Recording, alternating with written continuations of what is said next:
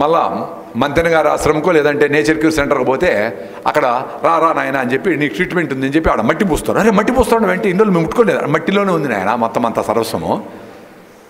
ఆ మట్టిలో చిన్నప్పటి నుంచి ఆడితే నీకేం జబ్బులు రావు. నీ బాడీ మీద ఉండే బ్యాక్టీరియా, నీ పొట్ట లోపల ఉండే బ్యాక్టీరియా, బయట ఉండే బ్యాక్టీరియా 98% ఒకటే. దాంతో పాటు బతికితే ఏ జబ్బులు రావు. నీకు జరిగే డ్యామేజ్ అంతా నువ్వు బ్యాక్టీరియా నుంచి దూరం అయిపోతున్నావు కాబట్టి జరుగుతూ ఉంది. మీ బాడీలో 12 ట్రిలియన్ల సెల్స్ ఉంటే బాడీ సెల్స్ దానికి 10 ఎక్కువ, అంటే 1200 ట్రిలియన్ మైక్రోబ్స్ మీ శరీరంలో ఉన్నాయి. ఆ మైక్రోబ్స్ అన్నీ నీ బాడీ లోపల అవి ఆహుతయి నీకు ఎనర్జీని ఇస్తూ ఉంటాయి. నువ్వు తిన్న ఫుడ్ని అవి డైజెస్ట్ చేసుకొని వాటిని డైజెస్ట్ అయ్యి ఇంత పెద్ద ప్రాసెస్ జరుగుతూ ఉంది లోపల. సో మీరు ఆరోగ్యంగా ఉండాలంటే ఏం చేయాలా?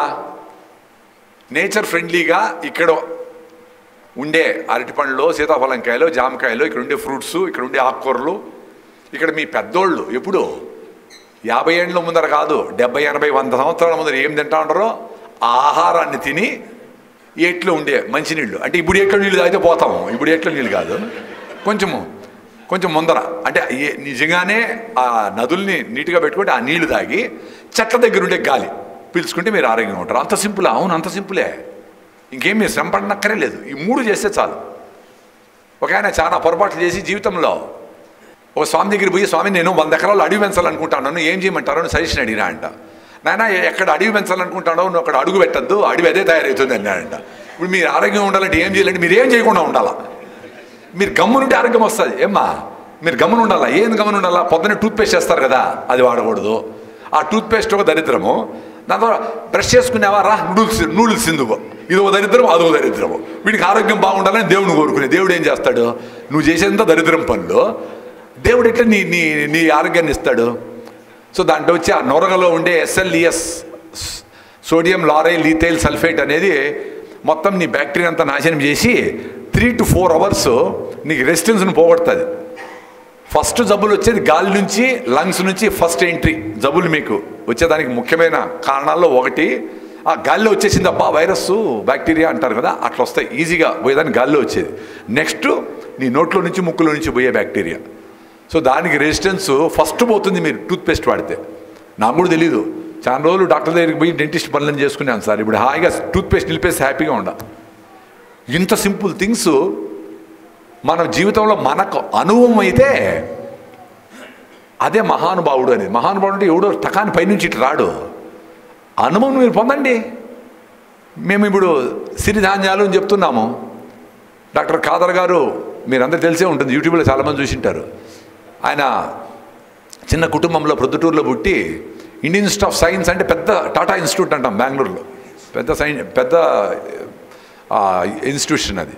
అక్కడ PhD చేసి అమెరికాలో 10 ఏళ్ళు పోస్ట్ డాక్టరల్ చేసి, అరే ఇంత వ్యవస్థ ఈ మొత్తం మానవ కులాన్నంతా ఒక విచిత్రమైన పరిస్థితికి నెట్టేస్తూ ఉంది ఈ కార్పొరేట్ వరల్డ్ అనే ఒక బాధతో ఎన్నిక వచ్చేసి ఆయన 20 ఏళ్ళుగా చిన్నగా మోటార్ సైకిల్లో తిరిగి చిన్న పల్లెల్లో ఏ ఆహార ధాన్యం తింటే బాగుంది, దాని సైంటిఫిక్ ఎవిడెన్స్ ఏమి అనే విషయాలు అందరికీ చెప్పుకుంటా 20 ఏళ్ళు పట్టింది ఆయనకు. ఈ రకంగా అందరికీ మీకు ఆ సిరిధాన్యాల మీద, ఆ మిల్లెట్స్ మీద గౌరవాన్ని కలిగించడానికి ఇన్నేళ్ళు పట్టింది. మాకైతే రాయలసీమలో ఈ కొరలు సామలు బండి ఏరియాలో అదేంటది పనులు తినే ఫుడ్ మీరేం తినేది అని చెప్పి ఈ తెల్ల బియ్యము పెడితే చాలా గౌరవం అని మొన్నటి వరకు. సో అందరికీ తెల్ల బియ్యము అన్నం అలవాటు చేసినాం. మొత్తం అందరూ పనిచేసే వాళ్ళు కూడా అందరూ తెల్ల బియ్యం తిన్నారు. అందరికీ షుగర్లు వచ్చినాయి, అందరికీ థైరాయిడ్లు వచ్చినాయి, అందరికీ క్యాన్సర్లు వచ్చినాయి. ఇప్పుడు మీలాగా కొంచెం చదువుకునే వాళ్ళందరూ డబ్బులు ఎక్కువైనా పర్లేదని మీరేమో కూరల వైపు జంప్ అయిపోయినారు, వాడేమో రైస్లో మిగిలిపోయినాడు, వాడు రాలేడు. వీడిని అక్కడ పంపించి మీరే పెట్టి దాటుకునేసారు. వాడు తెచ్చినాడు, ఎందుకంటే 100 రూపాయలు 200 అవి వాడు కొనలేడు. వాడు 2 రూపాయలు బియ్యం ఇస్తాడు కదా, అవే తింటాడు. తిన్నా పోయినా దేవుడు ఎట్లా పెట్టినా, దేవుడు ఏం పెట్టాడు, దేవుడు తిన్నా వైట్ రైస్ తింటే దేవుని కూడా థైరాయిడ్ వస్తుంది, దేవుని కూడా షుగర్ వస్తుంది, దేవుని కూడా బీపీ వస్తుంది గ్యారెంటీ. ఎందుకంటే దేవుడు ఇక్కడ పుట్టినాడంటే మానవ మాత్రమే కాబట్టి మానవుని ధర్మాన్ని నిర్వర్తించాల్సింది ఎవరైనా. ఈ మిల్లెట్స్కి ఉండే ప్రాధాన్యము కొన్ని thousands of years నుంచి హిస్టరీలో చూసుకుంటూ వస్తే, వకుళమాత వెంకటేశ్వర స్వామికి దెబ్బ తగిలితే సామ అన్నంతో భోజనం చేసి పెట్టిందని, శకుంతల దుష్యంతుడు తలంబ్రాలుగా దుష్యంతుడు కొర్రలు ఆమె తలంబ్రాలుగా పోసినాడని, ఊదలతో గంజి చేసి శివాజీ గారు మహారాష్ట్రలో ఆ సైనికులకి అందరికీ ఊదలు గంజి పోసి దెబ్బలు మానేదానికి చేసినాడని ఇది హిస్టరీలో ఉన్నాయి. దాన్ని ఇంకొంచెం సైన్స్ను జోడించి పీచు పదార్థం ఎక్కువ ఉండే ఈ ధాన్యాలకి ఖాదర్ గారు సిరిధాన్యాలు అని పేరు పెట్టి ఆయన ఒక ఎన్నిక వచ్చిన అమెరికా నుంచి రిటర్న్ వచ్చినాక CFTRI అనే ఒక సంస్థ ఉంది మైసూర్లో, central food technological research institute అని. అది గవర్నమెంట్ ఆఫ్ ఇండియాలో పెద్ద ఇన్స్టిట్యూట్. అక్కడ చేరి దీని మీద రీసెర్చ్ చేద్దాము, అసలు ఎందుకు ఏ జబ్బులు ఎందుకు వస్తూ ఉన్నాయి, ఎట్లా దాని నుంచి బయటపడవచ్చు అనే ఒక స్టడీలో హోమియోపతి మీద స్టడీ చేసినాడు ఆయన. హోమియోపతి బుక్స్ అన్ని చదివినాడు. చదివి కొన్ని రకాల ప్రయోగాలు ఆయన శరీరం మీదనే చేసుకున్నాడు. అది పూర్తి నమ్మకం వచ్చినాక మంది ఇస్తూ ఉన్నాడు. భుజం నొప్పి, అసిడిటీ, కళ్ళు మంట, ఏదో నొప్పి ఇచ్చి తగ్గింది. మళ్ళీ నెల తర్వాత 2 నెలల తర్వాత మళ్ళీ వచ్చింది ఇంకో జబ్బు, ఇంకో రకంగా, లేదా అదే మళ్ళీ రిటర్న్ వస్తున్నాడు. సో మనుషులు పోతా ఉంటారు, వస్తారు. చూడండి, మీరు డాక్టర్ దగ్గర కూడా చూడండి. 10 రోజులు మీరు హాస్పిటల్లో ఉంటారు. డిశ్చార్జ్ వెళ్ళేటప్పుడు సార్ మళ్ళీ ఎప్పుడు రావాలి సార్ అంటాం. అంటే మీకే డ్యామ్ షూర్ అన్నమాట, మళ్ళీ వస్తావు అడిగి బోడి పెట్టాను అని కూడా. చూడండి 1 నెల వాడండి అంటే వాడిన తర్వాత మళ్ళీ రావాల్సిందే. అట్లా 30 ఏళ్ళు థైరాయిడ్కి మందు తినాల్సిందే చచ్చే వరకు. ఆ శ్రద్ధాంజలిని వస్తుంది ఊరు బయట ఒకటి బోర్డు పెడతాం కదా శ్రద్ధాంజలిని, అంతవరకు వాడాల్సిందే మాత్రలు కంటిన్యూ అన్నమాట. ఇద్దరికి డ్యామ్ షూర్. ఇద్దరికి ఒక పేషెంట్కి డాక్టర్కి, ఒక భక్తునికి భగవంతునికి ఒక అనుసంధానం ఉంటుంది. అంబిక అగరబత్తిలాగా అట్లా ఒక అనుసంధానం ఉంటుంది అన్నమాట. చూడండి, మా ఫ్యామిలీ డాక్టర్ అంట. ఒరే మంచి డాక్టర్ అంటే, అమ్మ నువ్వు రాకుండా ఉండాలంటే నువ్వు పొద్దున్నే బాగా ఎండకు నడిచి మిల్లెట్ రాంబాబు దగ్గర 4 వంటలు నేర్చుకొని ఇంట్లో తినేసి మంచి చెట్ల దగ్గర ఉండి గాలి పీల్చుకుంటే నువ్వు వచ్చే పని లేదమ్మా అని చెప్పాలి. కానీ మళ్ళీ ఎప్పుడు రావాలని అడిగేది చెవులో, ఎప్పుడు రావాలి సార్ అంటే ఆయన 1 నెల తర్వాత, నెల కాదు 20 రోజులకే వస్తాడు. అడిగిపోతాడు. ఈ వ్యవస్థ నుంచి నేను 30 ఏళ్ళ బాధ, అసిడిటీ, అల్సరు, రకరకాలు ఉన్నాయి నాకు కూడా సమస్యలన్నీ. మా మేనకోడలు 2 డాక్టర్లు, MD ఒక ఆమె. ఎట్లన్నా చేసి నాకు మాత్రలు లేని చూస్తాడు 9 ఏళ్ళ నుంచి. నేను ఎట్లా తప్పించుకొని తిరుగుతా ఉన్నా మాత్రలు లేకుండా. తమాషా ఏం తెలుసా, నేచర్కి అనుసంధానం అయితే అట్లే హక్ చేసుకుంటుంది మిమ్మల్ని. మాకైతే ఎంత కాన్ఫిడెన్స్ అంటే, అదేదో సినిమాలు చెప్తాడు, ఆ విలన్లందరినీ రాండ్రా నేను మెంటల్ రాండ్రా నా మీదకి, అట్లా జబ్బులు రండి చూద్దాం అనిపిస్తూ ఉంది. ఇప్పుడు ఈ ఏజ్లో రెసిస్టెన్స్ అట్లుంది. మీ పిల్లలకి రెసిస్టెన్స్ లేదు. ఎంత అన్యాయం. 15 ఏళ్ళ పిల్లలు 8, 7, 6 హిమోగ్లోబిన్ HB అంటే కళ్ళు చూసి తెల్లగా పాలిపోయి ఉంటారు, వీక్గా ఉంటారు, ఎప్పుడు సోలిపోయి ఉంటారు. టీచర్లు అట్లే ఉంటారులే, టీచర్లు కూడా అట్లే ఉంటారు, ఇది అట్లే ఉంటారు, అందరూ అట్లే ఉంటారు. వ్యవస్థ అంతా అట్లే ఉంది. వాళ్ళు 6, 7 హిమోగ్లోబిన్ ఉంటే వాళ్ళు జబ్బులు రాకుండా ఏమవుతాయమ్మా? డేంజరస్ సిచ్యుయేషన్ ఇది చాలా. నాకు 2009 నుంచి ఎందుకు అవుతా ఉన్నాయని నేను అబ్జర్వ్ చేసుకుంటా. ఇడ్లీ, దోశ, పూరి అన్నీ మంచి ఫుడ్డే, మా ఇంట్లో ఫుడ్డే. తింటా ఉంటే కూడా అసిడిటీ అట్లే ఉంది. ఈ సిమిటిడిన్, ర్యాంటిడిన్, ప్యాంటాప్రజోల్, బొమెప్రజోల్, ఎండోస్కోపీ, 3+ ఎరోషన్స్, జలసిల్లు, ఖాయం చూర్ణ, రిఫ్లెక్స్ అన్నీ వాడుతూ ఉంది. అయినా వస్తూనే ఉంది. 2 రోజులు పోతుంది, 2 రోజులు వస్తుంది. ఒకసారి భోజనానికి కూర్చొని తినలేకుండా లేచిపోయిన రోజులు ఉన్నాయి, ఎక్కువ అసిడిటీ అయిపోయి. రాగి సంగటి ఎప్పుడు తింటా ఉన్నానో అప్పుడు బాగున్నట్లు 6 అవర్స్ 8 అవర్స్ బాగుంది.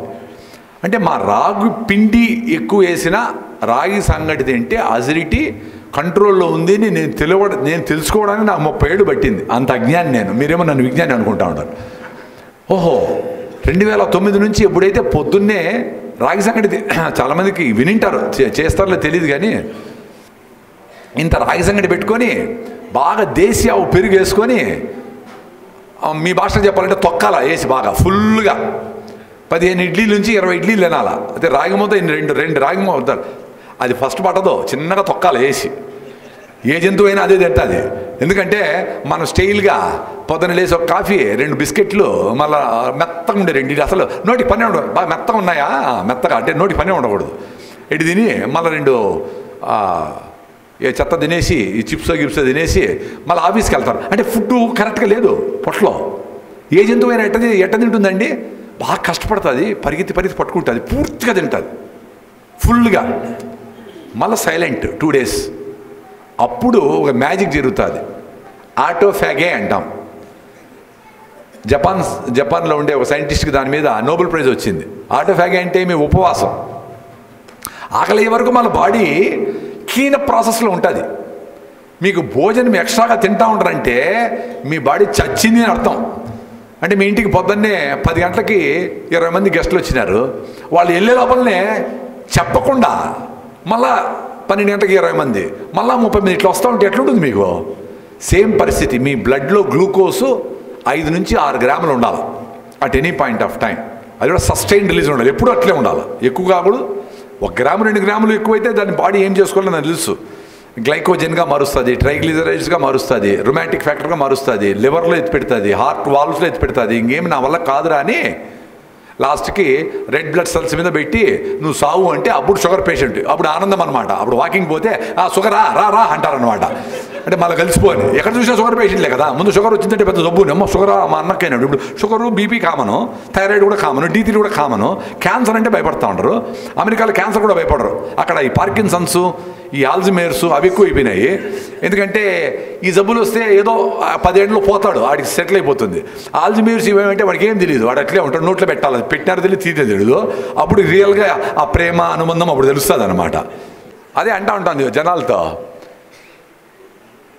ఆదర్శ దంపతులు అని పెద్దగా వేసి ఫ్లెక్సీలు కట్టింటారు కదా చాలా దగ్గరలంతా, మేడ్ ఫర్ ఈచ్ అదర్ అని ఎన్నెందో పెద్ద స్లోగన్లు, పెద్ద ఫంక్షన్లు అన్నీ చేస్తారు. ఇట్లా ఫంక్షన్ హాల్ తీసుకొని భార్యకో భర్తకో పెరాలసిస్ వస్తే కరెక్ట్గా తెలుస్తుంది ఎవరికి ఆదర్శం ఉంది.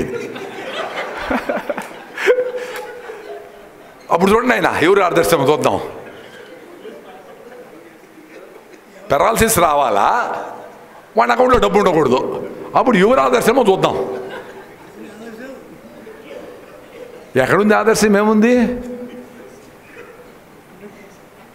64 కళలను పోషించినాడు శ్రీకృష్ణదేవరాయలు. అవునా? 64 కళలు అంటే చుట్టుపక్కలంతా అన్ని యుద్ధాలు, అందరూ ఫైటింగ్ కదా. ఇప్పుడులాగా పాపం సైనికులు బార్డర్లో ఉంటే మన ఆనందంగా నిద్రపోతాడు అందాడు తినేసి, అట్లా లేదు కదా. అప్పుడు ఎప్పుడు ఫైటింగ్లే.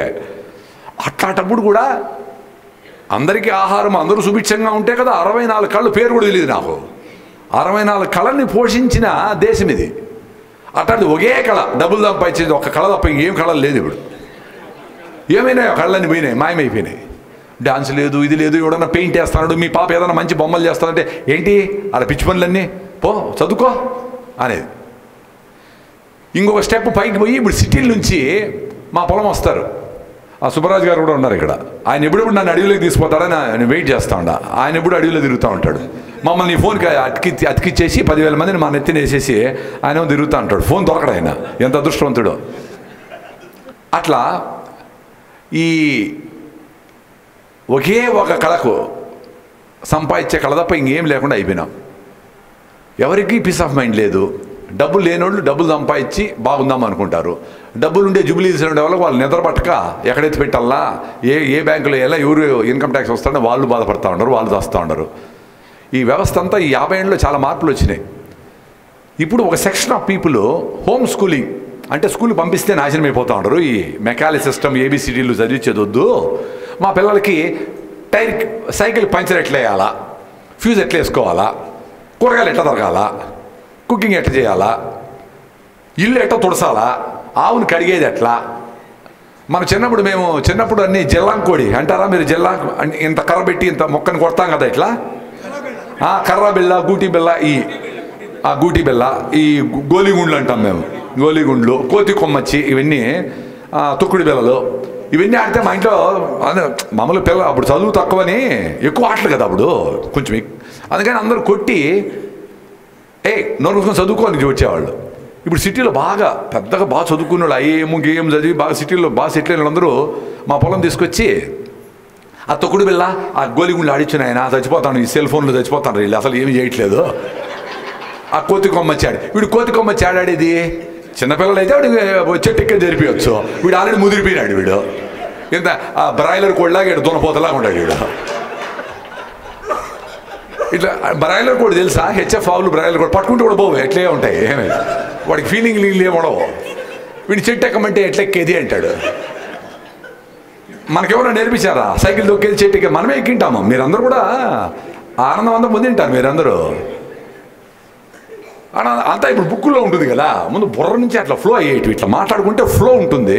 ఇప్పుడంతా బుక్కులు రికార్డ్ చేసి ఉంటారు అనమాట. అంతా ఎక్కడ చూసినా మొత్తం రికార్డ్ చేసి ఉంటాం. దాంట్లో ఏమి ఈత ఎలా కొట్టాలను, ఈత ఎట్లా కొట్టాలా అని బుక్ తెచ్చుకొని చదువుకుంటే నువ్వేం నేర్పించేది పో, ఎవరిని అడిగేది. రూమ్లో పెట్టేసి వేసి అడుగు కూర్చొని స్విమ్మింగ్ పూల్ కాడ పెట్టుకొని ఫస్ట్ స్టెప్ చదువు, కుడి చేత్తో పొట్ట కిందకి నీళ్లు తోసుకోవాలను, తర్వాత ఎడమకాలు ఆడించవాలని ఉంటుంది. మూడో స్టెప్ వచ్చారు మునిగి తెచ్చినా అంటే వాడు. అంత అసహ్యము. అందరితో కలిసి బతకండ్రా. మీ అవ్వ దగ్గర నేర్చుకో, మీ మామ దగ్గర నేర్చుకో, మీ చిన్నాయన దగ్గర నేర్చుకో, మీ ఫ్రెండ్తో పోయి ఉండు. ఇవన్నీ వదిలేసి ఎవరిని అడిగే పని లేదు, గూగుల్ పెట్టేస్తారు పోతే ఎవరిని అడిగే పని లేదు, ఎవరిని అడిగే పని లేదు. ఫుడ్ పెట్టేస్తే వాడే వచ్చి పెట్టేస్తాడు. స్విగ్గీస్ ఇవన్నీ ఉన్నాయి కదా, అవన్నీ వచ్చేస్తాయి. ఎంత దూరం అయిపోయినాము, ఎంత దూరం అయిపోయినామంటే అసలు వానైనా 10 ఏళ్లకోసారి కూడా రాయలసీమలో బాగా వచ్చి మా చెరువులు నింపుతూ ఉంది. 10 ఏళ్లకోసారైనా వస్తూ ఉంది. ఈ మానవ సంబంధాలు పోగొట్టుకొని మీరు ఇనికి వస్తారా అని భయం వేస్తుంది పిల్లలు. ఆ ట్రైన్లో పోయేటప్పుడు చూస్తే ఒకరి కళ్ళలేక ఒకరి కళ్ళు పెట్టి చూడరు, ఇట్లా చూస్తారు, ఇట్లా ఇట్లా కానీ ఇట్లా ముట్టుకుంటారు, ఏమో తప్పు చేసినట్లు. ఎవరితో మాట్లాడుకోరు, ఎవరి పని వాళ్ళది. ఆ లైఫ్ ఉండాలి కదా. నాకైతే ఒక 10 నిమిషాలు మాట్లాడకుండా ఉంటే ఏదో తప్పు చేసిన అపరాధ భావన ఉంటుంది. నా వైఫ్ అంటూ ఉంటుంది 5 మంది ఉంటారు కదా, చిన్నగా మాట్లాడచ్చు కదా అని. జింక పిల్లని చిన్నగా నడవమంటే నడుస్తుందా? అట్లుంటే ఎనర్జీని చిన్నగట్ట మాట్లాడేది. 5 మంది ఉన్నా 1000 మంది ఉన్నా ఒకటే రకంగా ఉంటాము. అది ఈ రకమైన జీవన విధానానికి నేను 2009లో సుభాష్ పాలేకర్ గారి మీటింగ్లో 7 రోజులు కూర్చున్నా ఇట్లే. నేను అసలు నా నోరు చాలా చెడ్డది, నేను మాట్లాడుతూనే ఉంటాను. ఇవన్నీ మాట్లాడి నేను మీరు ఫోన్ చేస్తే మిమ్మల్ని మాట్లాడి ఏమీ కూడా చెప్పను. మీ అంటానే మిల్లెట్ గురించి కదా, ఇటు దీన్ని ఇటు చికెన్ చేసుకొని చెప్తా ఉంటా. అది మీకు అది ఇంకోటి ఉంటుంది పాప నువ్వు చెప్పేది. ఆయన నేను చెప్పాలి, నేను చెప్పేవారు పోదాలను. అట్టాది 7 రోజులు 70 గంటలు కూర్చున్నా. 70 గంటలు నోరు మూసుకొని కూర్చున్నా. అంటే ఫస్ట్ టైము మనకు అన్ని తమాష ఏమంటే ఈ ఇన్ఫర్మేషన్ ఈ దీంట్లో మొత్తం అన్ని తెలిసేట్లే ఉంటుంది. ఆర్గానిక్ ఫామ్ నాకు తెలిసే, దేశీయులు నాకు తెలిసే, మిల్లెట్స్ నాకు తెలిసే, అన్నీ తెలుసు, కానీ ఏం తెలియదు. 70 గంటలు కూర్చుంటే ఓకే, వ్యవసాయం అంటే ఇట్లా, సాయిల్ అంటే సాయిల్కి లైఫ్ ఉంటుందా, 1 గ్రామ్ మట్టిలో 100 కోట్ల సూక్ష్మజీవులు ఉంటాయా, ఇది జన విజ్ఞాన వేదిక వాళ్ళు సైన్స్ సంగతులు చెప్పినారు.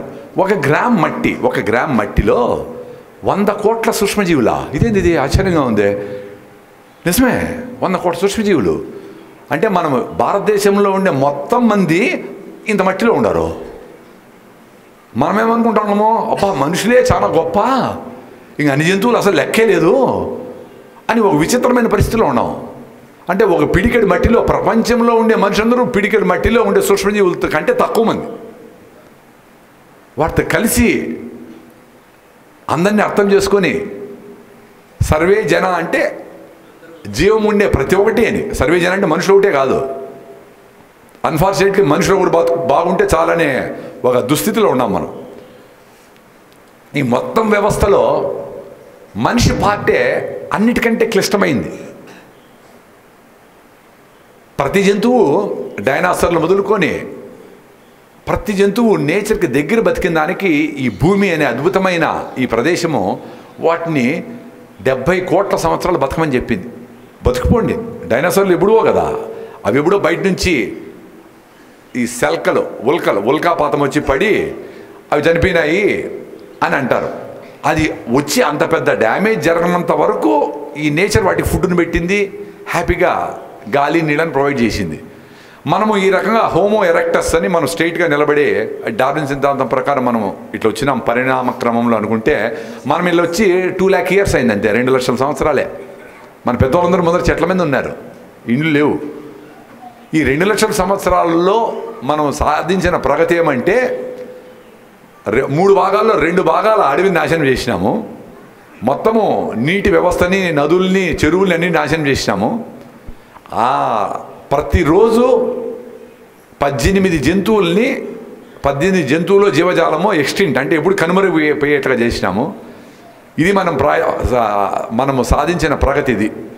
ఇంకా మనము నెక్స్ట్ 50 yearsలో మనకు ఆహారము ఎట్లా అని పెద్ద డిబేట్ జరుగుతోంది. మనం ఎట్లా బతకాలా, ఇంత పొల్యూషన్ ఉంది. ఇన్ని రోజులు మాట్లాడలేదు, కానీ ఇప్పుడు అంటా ఉండరు గాలి గురించి మాట్లాడుతూ ఉంటారు. ఇప్పుడు అందరూ తెలుసా, ఆహారం గురించి కాదు, ఇప్పుడు గాలి గురించి మాట్లాడుతూ ఉండరు. ఎందుకంటే ఫుడ్ని కార్పొరేటైజ్ చేసేస్తారు. అంటే ఫుడ్ ఏమంటే మా పిజ్జాలు, మా బర్గర్లు, మా పాస్తాలు, కుర్కురేలు, లేసులు, ఈ చెత్త ఇవన్నీ చెత్త అంతా ఉన్నాయి కదా, ఈ మంచి ఫుడ్ అని వెనకాల ఒక చిన్న బాక్స్ కట్టింటారు. క్యాలరీస్ 0, కార్బోహైడ్రేట్స్ ఇది అది అని. చూడు వాడు బాక్స్లో కరెక్ట్గా వీడు చదివే చెత్త, దాన్ని మళ్ళీ దీని మీద ఇది ఒక చెత్త. ఈ మాయలో పెట్టేసి ఫుడ్ని కార్పొరేటైజ్ చేసి జబ్బులన్నీ తెప్పించారు. ఈ ఫుడ్ కంపెనీ వానికే ఆ జబ్బుల కంపెనీలో కూడా షేర్లు ఉంటాయి. మళ్ళీ నీకు జబ్బు వచ్చినాక నీకు ఇది వాడి ఇన్సులిన్ మాత్రలో కూడా వాడికి భాగము. అది అయిపోయినాక లాస్ట్లో క్రిమేషన్ కూడా వాళ్ళే కడుతుంటారు, బాగా నీట్గా అట్లా క్రిమేట్ చేయాలి అని. మొత్తం అంతా కార్పొరేటైజ్ అనమాట. నీళ్ళని మీకు కాకుండా చేశారు. ప్రతి నదిలోనే నీళ్ళు తాగేవాళ్ళం ముందు, ఇప్పుడు నదులంతా డ్రైనేజ్ చేసేసారు, నదులంతా చెత్త చేసేసారు. సో మొత్తం బాటల్లో నీళ్లు రావాలి. అట్లా ఆ బాటలన్నీ ఒక పెళ్లికి 3000 4000 బాటలు పోయి పడతాయి. నేను ఈ లోపల మీటింగ్లో చెప్తున్నా, పెళ్ళిళ్ళు చేసుకుంటారు కదమ్మా, నో గిఫ్ట్స్ అని రాస్తారు, బహుమతులు స్వీకరించబడవు అని రాస్తారు. కిందనే మీ నీళ్ళ బాటలు మీరు తెచ్చుకోండి అని రాయండి, ఆ పెళ్ళికి నేను వస్తానని చెప్పాను. ఎందుకు తెచ్చుకోకూడదు? మంచిగా స్టీల్ బాటలు తెచ్చుకోండి, మీ ఇంట్లో మీరు స్టీల్ బాటలు పెట్టుకొని తెచ్చుకొని నీళ్ళు తాగండి. ఇన్ని నగలు మోసుకొని వస్తారు, ఇంత డ్రెస్సులు వేసుకొస్తారు, ఏమేమో కష్టపడి వస్తారు కదా పెళ్ళికి 2-3 గంటలు.